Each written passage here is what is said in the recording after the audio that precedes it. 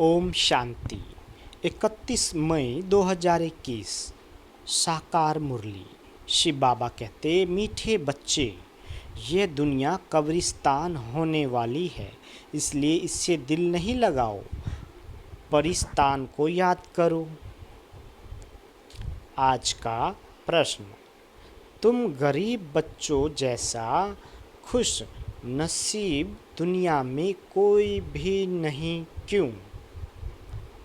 उत्तर, क्योंकि तुम गरीब बच्चे ही डायरेक्ट उस बाप के बने हो जिससे सद्गति का वर्षा मिलता है। गरीब बच्चे ही पढ़ते हैं साहूकार, यदि थोड़ा पढ़ेंगे भी तो उन्हें बाप की याद मुश्किल से रहेगी। तुम्हें तो अंत में बाप के सिवाय और कुछ भी याद नहीं आएगा, इसलिए तुम सबसे खुशनसीब हो। गीत, दिल का सहारा टूट न जाए। ओम शांति। बाबा कहते, बच्चों प्रति बाप समझा रहे हैं और बच्चे समझ रहे हैं कि बरोबर यह ज़माना अब कब्रिस्तान बनने वाला है। पहले यह ज़माना परिस्तान था, अब पुराना हो गया है, इसलिए इनको कब्रिस्तान कहते हैं। सबको कब्र दाखिल होना है। पुरानी चीज़ कब्र दाखिल होती है, अर्थात मिट्टी में मिल जाती है। ये भी सिर्फ तुम बच्चे ही जानते हो, दुनिया नहीं जानती। कुछ विलायत वालों को मालूम होता है कि कब्र दाखिल होने का समय दिखता है। तुम बच्चे भी जानते हो कि परिस्तान स्थापन करने वाला हमारा बाबा फिर से आया हुआ है। बच्चे अब ये भी समझते हैं, अगर इस कब्रिस्तान से दिल लगाई तो घाटा पड़ जाएगा। अभी तुम बेहद के बाप से बेहद सुख का वर्षा ले रहे हो, सो भी कल्प पहले मुआफिक। यह तुम बच्चों की बुद्धि में हर कदम रहना चाहिए, तो यही मन बना भव है। बाप की याद में रहने से ही परिस्तानी बनेंगे। बाबा कहते, भारत परिस्तान था और खंड परिस्तान नहीं बनते हैं। यह है माया रावण का पंप, यह थोड़ा समय चलने वाला है। यह है झूठा सो, झूठी माया झूठी काया है ना, ये पिछारी का भव का है।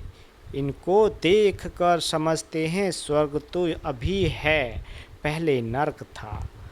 बड़े बड़े मकान बनाते रहते हैं, ये 100 वर्ष का शो है। टेलीफोन, बिजली, एरोप्लेन आदि ये सब 100 वर्ष के अंदर बनते हैं। कितना शो है, इसलिए समझते हैं स्वर्ग तो अभी है। दिल्ली पुरानी क्या थी, अभी नई दिल्ली कैसे अच्छी बनी है। बाबा कहते, नाम ही रखा है न्यू दिल्ली। बापूजी चाहते थे नई दुनिया रामराज हो, परिस्तान हो। यह तो टेम्परेरी पंप है। कितने बड़े बड़े मकान, फाउंटेन आदि बनाते हैं, उनको आर्टिफिशियल स्वर्ग कहा जाता है। बाबा कहते, अल्पकाल के लिए तुम जानते हो, इनका नाम कोई स्वर्ग नहीं है, इनका नाम नर्क है। नर्क का भी एक शो है। यह है अल्पकाल का शो, यह अभी गया कि गया। अब बाप बच्चों को कहते हैं, एक तो शांति धाम को याद करो। सब मनुष्य मात्र शांति को ढूंढते रहते हैं, कहाँ से शांति मिलेगी। अब ये सवाल तो सारी दुनिया का है कि दुनिया में शांति कैसे हो। मनुष्य को ये पता नहीं कि हम सब वास्तव में शांति धाम के रहने वाले हैं। बाबा कहते हम आत्माएं शांति धाम में शांत रहती हैं, फिर यहाँ आती हैं पाट बजाने, सो भी तुम बच्चों को मालूम है।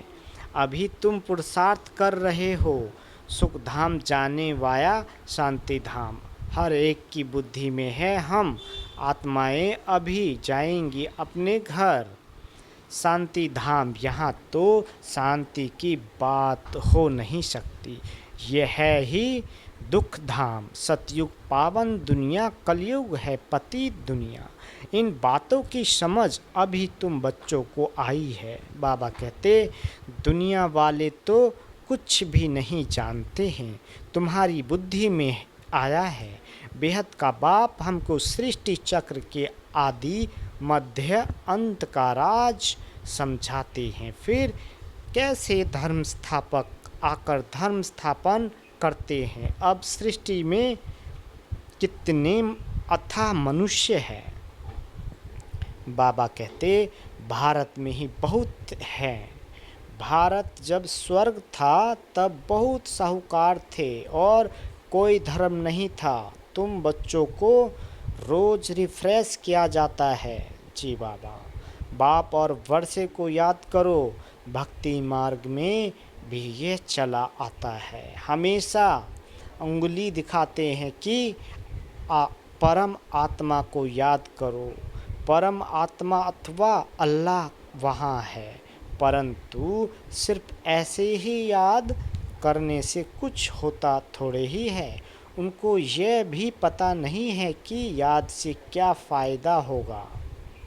बाबा कहते उनके साथ हमारा क्या संबंध है, जानते ही नहीं। दुख के समय पुकारते हैं, हे राम।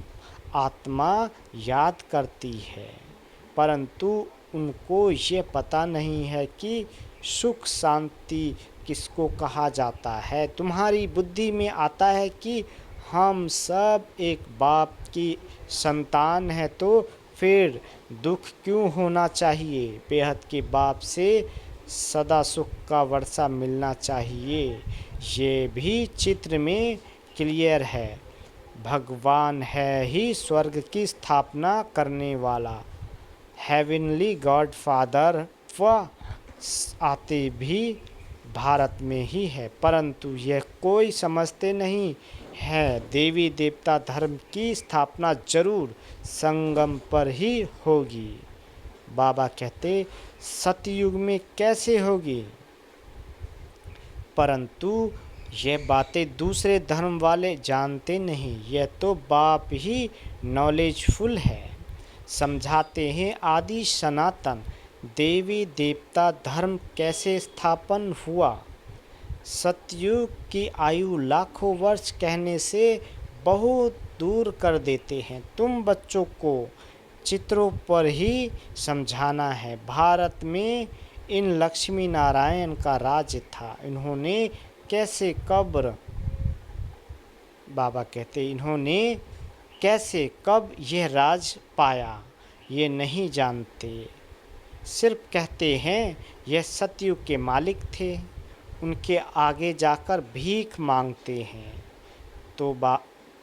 तो अल्पकाल के लिए कुछ न कुछ मिल जाता है।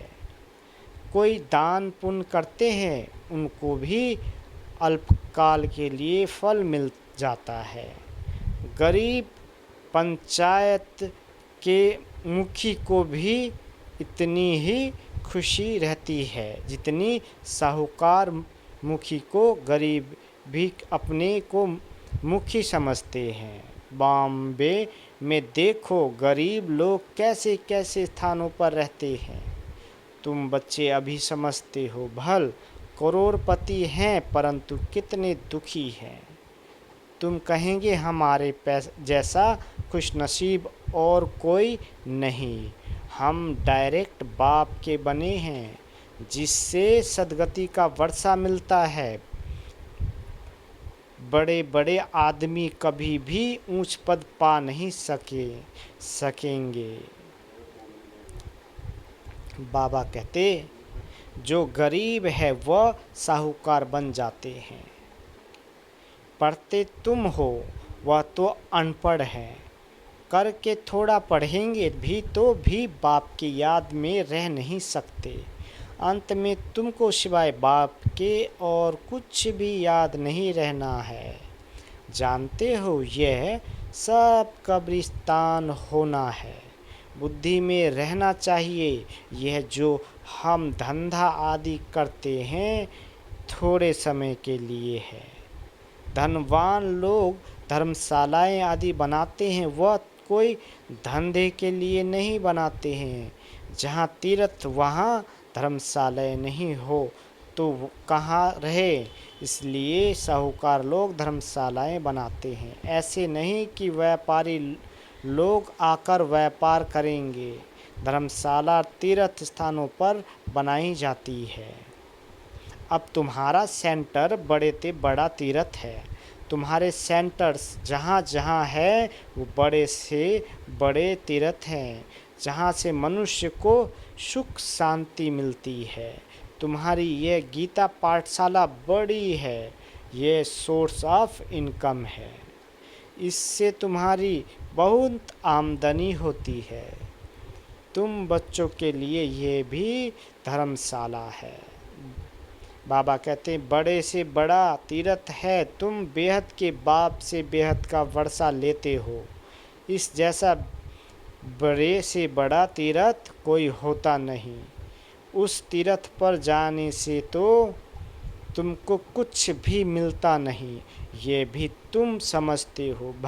बाबा कहते भक्त लोग बड़े प्रेम से मंदिर आदि में चरणामृत लेते हैं, समझते हैं उनसे हमारा हृदय पवित्र हो जाएगा, परंतु वह तो पानी है। यहाँ तो बाप कहते हैं मुझे याद करो तो वर्षा मिलेगा। अभी बेहद के बाप से तुमको अविनाशी ज्ञान रत्नों का खजाना मिलता है। अक्सर करके शंकर के पास जाते हैं, समझते हैं अमरनाथ ने पार्वती को कथा सुनाई। अब कहते हैं भर दे झोली। तुम अविनाशी ज्ञान रत्नों से झोली भरते हो, बाकी अमरनाथ कोई एक को थोड़े ही बैठकर कथा सुनाएगा। जरूर बहुत होंगे और वह भी मृत्यु लोक ही होंगे। बाबा कहते सूक्ष्म वतन में तो कथा सुनाने की दरकार ही नहीं। अनेक तीर्थ बनाए हैं, साधु संत महात्मा आदि ढेर आते हैं। अमरनाथ पर लाखों आदमी जाते हैं। कुंभ के मेले पर गंगा स्नान करने सबसे जास्ती जाते हैं, समझते हैं हम पावन बनेंगे। वास्तव में कुंभ का मेला ये है। वह मेले तो जन्म जन्मांतर करते आए, परंतु बाप कहते हैं इससे वापिस अपने घर कोई भी जा नहीं सकते, क्योंकि जब आत्मा पवित्र बने तब जा सके।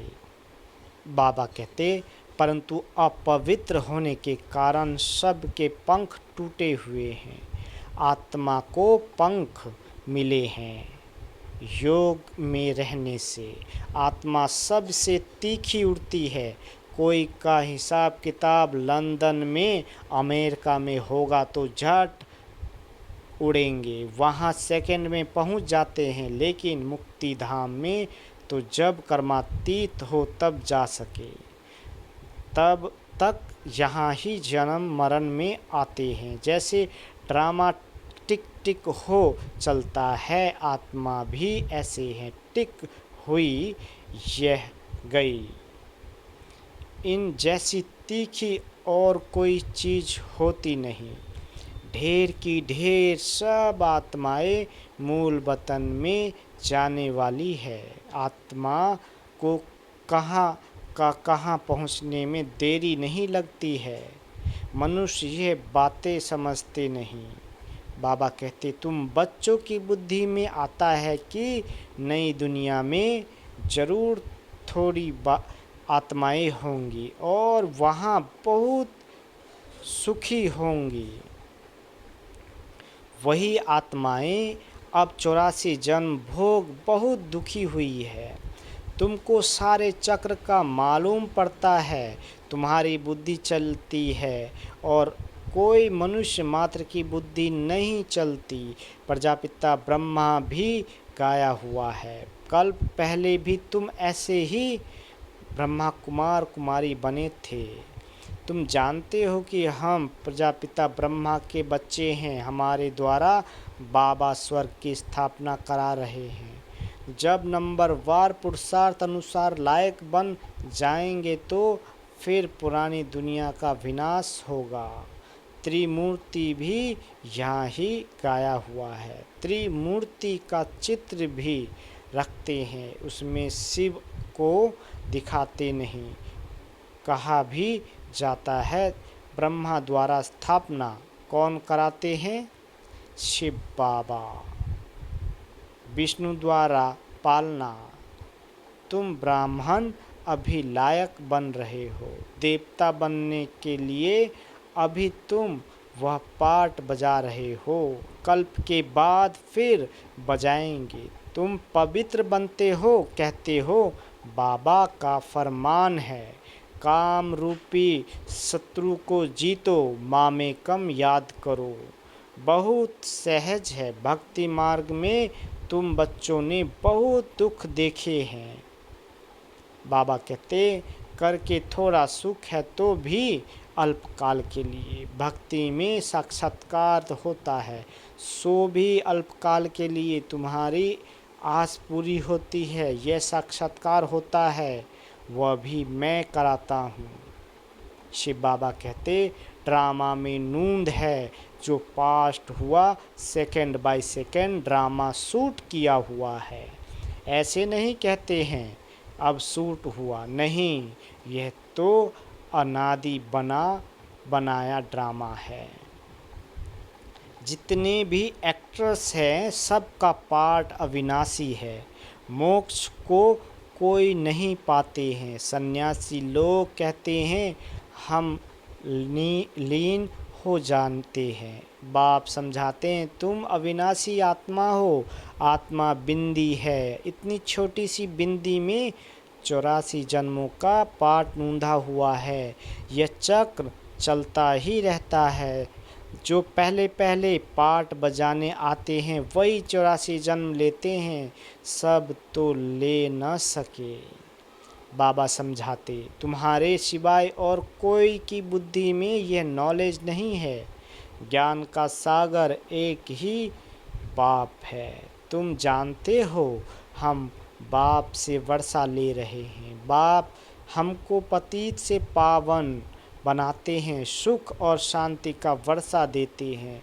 सतयुग में दुख का नाम निशान नहीं होता। बाप कहते हैं आयुष्मान भव, धनवान भव। निवृत्ति मार्ग वाले ऐसी आशीर्वाद दे न सके। तुम बच्चों को बाप से वर्षा मिल रहा है। सतयुग त्रेता है सुख धाम, फिर दुख कैसे होता है? बाबा कहते ये भी कोई नहीं जानते। देवताएं वाम मार्ग में कैसे जाते हैं? वह निशानियां है जगन्नाथपुरी में। देवताओं के चित्र ताज आदि पहने हुए दिखाते हैं, फिर गंदे चित्र भी बनाए हैं, इसलिए उनकी मूर्ति भी काली रखी है, जिससे सिद्ध होता है देवताएं वाम मार्ग में जाते हैं तो अंत में बिल्कुल काले बन जा पड़े हैं। अभी तुम जानते हो भारत कितना सुंदर था, फिर तमो प्रधान बनना ही है। बाबा कहते ड्रामा प्लान अनुसार अभी संगम पर तुमको यह नॉलेज है। बाप है नॉलेजफुल, तुम्हारा एक ही बाप, टीचर गुरु तीनों है। यह सदैव बुद्धि में रहे। शिव बाबा हमको पढ़ाते हैं। ये बेहद की पढ़ाई है जिससे तुम नॉलेजफुल बन गए हो। जी बाबा, तुम सब कुछ जानते हो। वह कहते हैं सर्वव्यापी है, तुम कहते हो वह पतित पावन है। कितना रात दिन का फ़र्क है। अभी तुम मास्टर नॉलेजफुल बने हो, नंबर वार। जो बाप के पास है वो तुमको सिखाते हैं। तुम भी सबको ये बातें बताते हो। बाप को याद करो तो 21 जन्मों के लिए वर्षा मिलेगा। अच्छा, मीठे मीठे स्किल दे बच्चों प्रति माता पिता बाप दादा का याद प्यार और गुड मॉर्निंग। रूहानी बाप की रूहानी बच्चों को नमस्ते। हम रूहानी बच्चों की रूहानी माता पिता बाप दादा को याद प्यार गुड मॉर्निंग और नमस्ते। मीठे बाबा नमस्ते। धारणा के लिए मुख्य सार। पहला, स्वयं रिफ्रेश रहकर औरों को रिफ्रेश करने के लिए बाप और वर्षे की याद में रहना है और सबको याद दिलाना है। दूसरा, इस पुरानी दुनिया से, इस कब्रिस्तान से दिल नहीं लगानी है। शांति धाम सुख धाम को याद करना है। स्वयं को देवता बनने के लायक बनाना है। बाबा वरदान देते, नशे और निशानी की स्मृति से सर्प कर्मेंद्रियों को आर्डर प्रमाण चलाने वाले ताज व तख्त नशीन भाव। बाबा कहते, संगम युग पर बाप दादा द्वारा सभी बच्चों को ताज और तख्त प्राप्त होता है। प्योरिटी का भी ताज है तो जिम्मेवारी का भी ताज है। अकाल तख्त भी है तो दिल तख्त नशीं भी हो। जब ऐसे डबल ताज और तख्त नशीन बनते हो तो नशा और निशाना स्वतः याद रहता है। फिर ये कर्मेंद्रियां जी हजूर करती है। जो ताज व तख्त छोड़ देते हैं उनका आर्डर कोई भी कारोबारी नहीं मानते। स्लोगन, कमज़ोर संकल्प ही प्रसन्नचित्त के बजाय प्रसन्नचित्त बना देते हैं। ओम शांति।